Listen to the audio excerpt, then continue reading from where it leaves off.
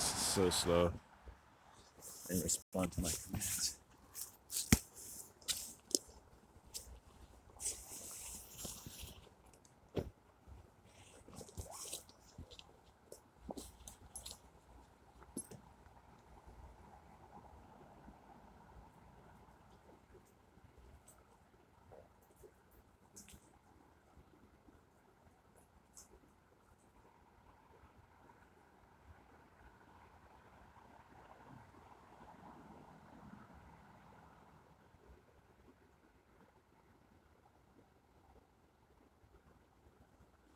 In a hedonistic sense, I delight in the little pleasures of life, like taking a warm piss.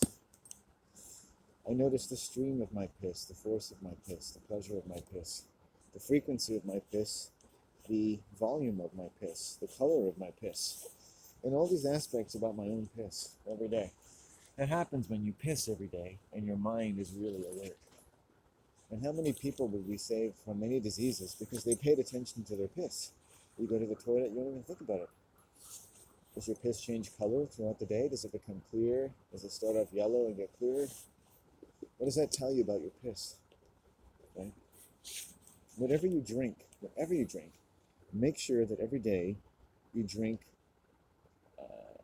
cold water without anything in it. Okay? I drink a lot of different things, but gotta get that water, baby.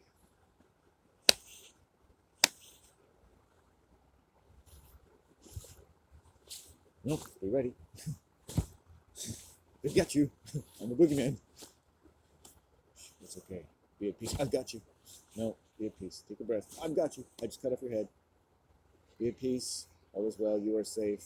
I just raped you. I'm raping you now. Can you feel it? I'm violating you.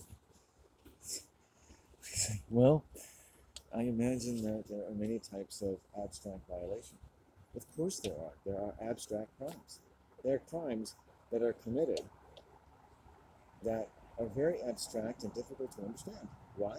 Because we've abstracted the human spirit. So we do not take any great pleasure, it is no great profit in finding out how we injure the spirit and how we injure the various costumes that we wear to protect our spirit and to protect the world from our spirit, which is perpetually alienated from the world. In how many ways are even your first family group dynamic based upon a soulful current and economic emulation that does not provide for the dignity of the voice and the safety of every one of its members? And so discipline or love and parenting comes talking over your emotional animal body and expecting you to emulate and capitulate in the capitalization, socialization, and sexualization process that none of your parents are conversant in. It's just the way it's done. And you can't object.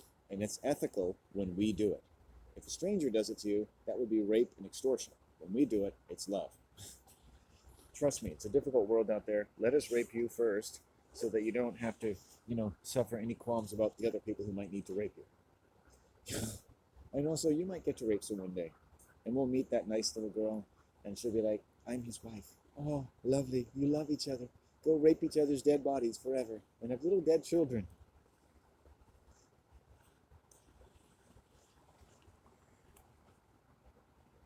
Because your children are dead, right? They're born dead.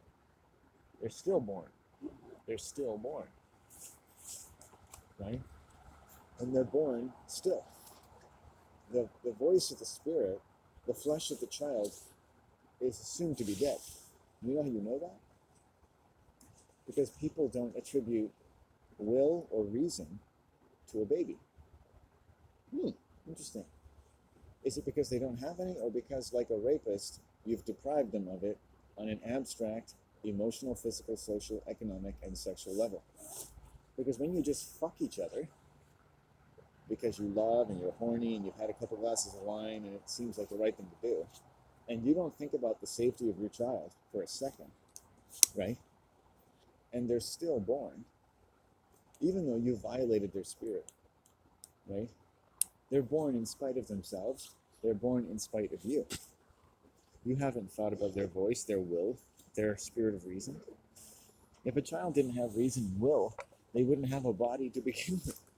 And you'll be like, in biology, evolution tells us that every human violence has a reason based in the competition for certain kind of genetic fields of human action, some of which, well, and most of which, will have to be denied the great pleasure of living so that all of life and the economic system can continue to grow. We're not sorry, but we pity people who aren't educated enough to understand. You're welcome. Right? That's not reasonable. It's nothing to do with ethics or reason or nothing. You're basically saying that not everyone can be happy. Right? That your wellness is based on the sickness of others. Right? Your wellness is based on projecting sickness onto me. Right? I am not really sick. You are not really sick. But humans are really sick. We are really sick because we live in a sick world. We're bound to be sick. If you lived in an ocean of piss, you're bound to smell like piss. If someone pissed on you one day and you come home like, oh, what's it smell? It smells like piss. Because someone pissed on you. Right? You live and breathe and are born in an ocean of piss. So you smell like piss. And I smell like piss. And when you do tests and you test human psychology, you find everyone smells the piss. Your brain smells the piss. It behaves as though it knows and is working hard to try and predict and emulate what it needs to do to satisfy the piss of the world and still be yourself. That's what all psychological exams tell us. Did you know that? Harvard, MIT, SRI, Stanford, Oxford, they all fucking know this. They know you live in a world of piss, right? But they'll get to the PhD level and be like, oh, some people are psychopaths. It's like, no, you live in a world of piss. The people that are the highest in your class and the lowest in your class are all sustaining the effects of piss, an environment of pure piss, right?